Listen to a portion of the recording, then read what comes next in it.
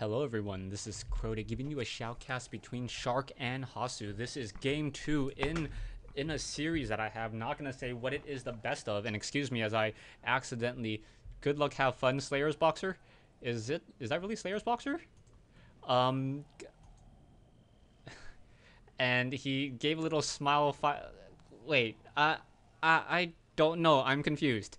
Okay, if this really is Slayer's Boxer, then well, it says it's Shark, so I'm just gonna assume it's Shark, and then a lot of you, my fans out there, and people who know better than me will tell me how much of a noob I am since I don't know that Shark is the same as Slayer's Boxer.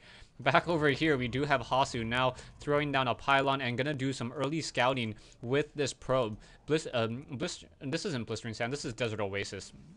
Okay, I always get those two names confused. Okay, so this is a second game in a match between Shark and Hasu. Desert Oasis, north side and south side. Mouse Hasu spawning as the blue Protoss player. Meanwhile, we have Shark spawning over here as the red Terran player. Now, moving out with this very early probe, this early probe scout may be able to find some sort of tactic or try to do some sort of crazy trick. I have seen a lot of probes try to put down a pylon over here, and then with that pylon start warping in units in the back, and then because the walking distance is cut off so soon, able to deal a lot of damage. I've also seen a lot of Terran players try to use and abuse Banshees on this map just because Banshees are so strong. Air units are so strong from traveling from one side of the map to the other in this matchup that it's not even really fair. Back over here, we now see an SCV chasing around this probe over here. Probe should be able to get away without any real issue. We do see one SCV, two SCVs now being transferred to that refinery as that probe may try to come, no, not going to leave, and just still dancing around here. Now finally getting a couple more zaps. Will be forced to pull away as Steve's friend, or Steve's BFF decides to come over and help. Now back over here, the probe still trying to get as much sight. We'll see the orbital command being thrown down, and now another supply depot is being thrown down over here. So Shark really trying to get maximum sight range off of all of his buildings.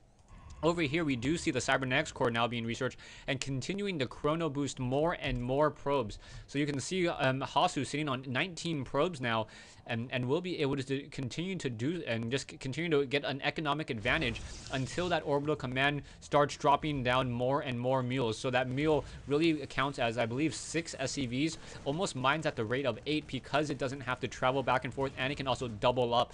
Back over here, Marines now trying to do a little bit of pressure on that probe.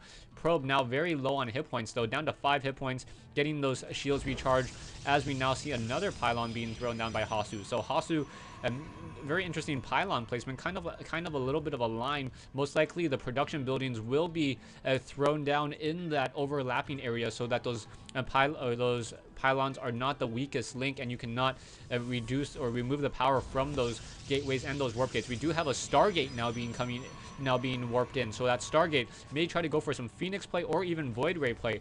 Void Ray play was really popular on Desert Oasis during the beta, as the Void Ray could sit over here and start attacking these refineries, but the Void Ray has had its range reduced from 7 down to 6. So with that reduced range, I'm not 100% sure if that is going to be nearly as effective as Marines will be able to try to come in and rush. But as soon as that Void Ray is fully charged, Void Rays are in fact very strong. Back over here, we now see the Reaper coming in. So that Reaper may try to do a little bit of pressure as this probe now pulling back. There is one Stalker sitting here. Reapers are not as strong on this map any longer just because of this chasm over here. And now in comes that Reaper. Reaper, however, forced to deal with a Stalker there, and that Stalker was able to get off 3 hits. So that Reaper already very low on hit points, and if that Stalker tries to hide over here, may be able to finish it off, and that's going to be bad news for that Reaper. Down it goes. So while that early Reaper did not do anything except add to the loss count for Shark, we do see, however, a Starport now training up double medevacs. We should probably see some Hellions being trained as well if he's going to try to do some sort of early drop, as he only has 1 barrack so far, and he may be able to train up 1 more Marauder to join in this fight and into that cargo, but there's no real reason to have 2 medevacs unless you want that additional healing. You can see Shark now nearly training up. He's gonna have double medevacs, another Marauder perhaps, but that's gonna be 4 Marauders and 1 Marine. However, the Phoenix is now coming in. Are we gonna graviton beam? Yeah, Graviton Beam, take down the Mule. Graviton Beam, take down that one Marine, and then you can just have free reign on this whole entire section over here. Now going after one of those SCVs instead. That Marine able to get off a couple shots, and now more Marines need to be trained, as a Viking now being trained as well. Vikings versus Marines, or sorry, Vikings versus Phoenixes. Phoenixes actually win out on that fight, because Phoenixes have so many additional hit points. They have 180 hit points total. What SCV is now trying to repair, but that's not going to work, as there is now 3 Phoenixes. Those 3 Phoenixes, now 1 Marine quickly going to get taken down. There is 1 medevac over here, and that medevac going to get taken down as well. Going after that Viking now. Viking very smart, entering that ground mode. Is he going to Graviton Beam the Viking? That would be absolutely hilarious, and then shoot down that Viking. There is not enough energy just quite yet, as that Stargate is no longer producing any additional units. Back over here, Phoenix is just getting plenty of sight on this base, as another Viking may try to come out. As soon as that Viking pops out, will it try to engage? No, it is going to go ahead and come over here and perhaps land. No, it's not going to land. It's going to join in the fight. Not quite sure. No, Phoenix is being forced to push back, as 1 Marine able to push them away. So more Marines now being trained. We do have another Nexus being thrown down by Hasu. And with those early medevacs taken down, Shark in a little bit of trouble. He did not get that early barracks with that reactor to counter that the air units of Hasu. Whenever you see an early Stargate coming in from a Protoss player, Marines are a definite must. Over here, we now see an SCV, which will be served up on a Graviton platter and taken down, as well as this command center over here will not be completed anytime soon. Marines, 1 Marine activating that Zonaga Watchtower, another Marauder coming in over here. Are we going to get another Graviton Beam? Oh, on a partial Mule anyways. And as that Phoenix, once again, pulling back away, that Phoenix is the only Phoenix that has actually taken, or does need to recharge its shields. This one, however, very low on hit points, as well as another, as more units still being produced. We do have the combat shield now being researched, Nexus and Gateway. I'm kind of disappointed that Hasu is not pressuring with these Phoenixes just a little bit more. He could have taken down these Vikings earlier. I guess he does not know that Phoenixes actually defeat Vikings in a 1v1 fight. Vikings damage per second is 20 against a Phoenix. Phoenixes are light units.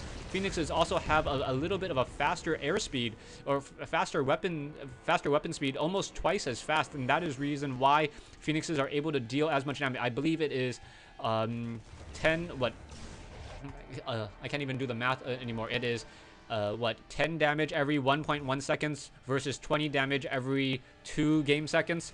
So that's really where the weapon speed and the hit points will really matter. Back over here, Phoenix is now going after this factory.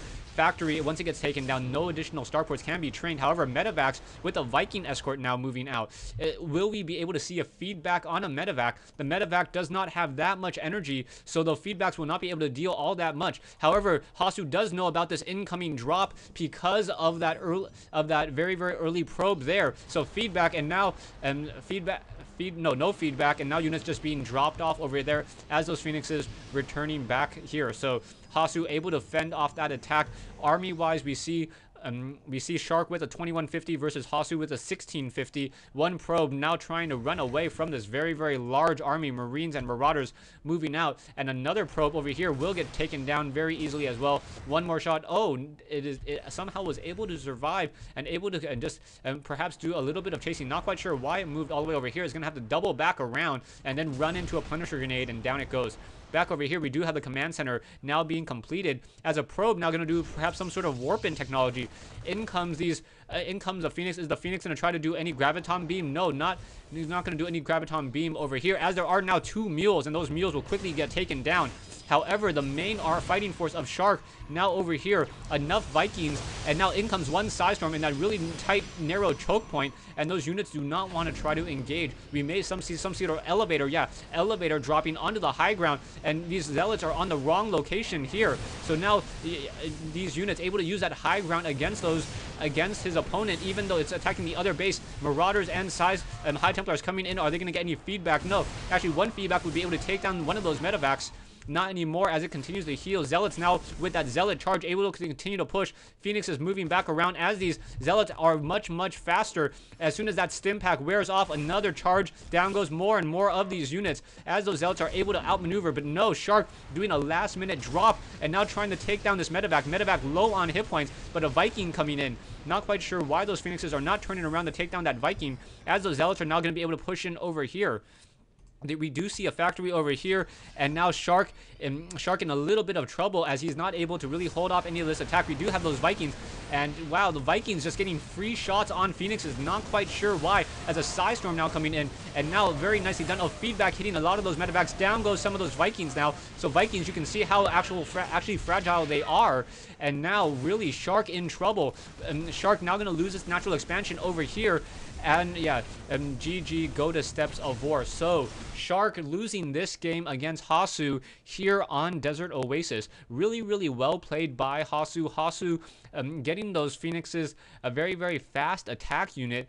And because of no Marines, he was essentially able to cause a lot of harassment, take down 2 very early medevacs. Those medevacs really put Shark really just far behind, and by the time he was able to get enough Vikings and another 2 medevacs to do any sort of drop, Hasu was able to counter it with Psystorm, had the stronger economic advantage, and was able to just push back very easily. Thanks for watching. Thanks for listening. I hope you guys enjoyed this 1v1 replay between Mouse and Shark here on Desert Oasis. I will look for the third game here on Steps of War, but I did not see it in my replay pack.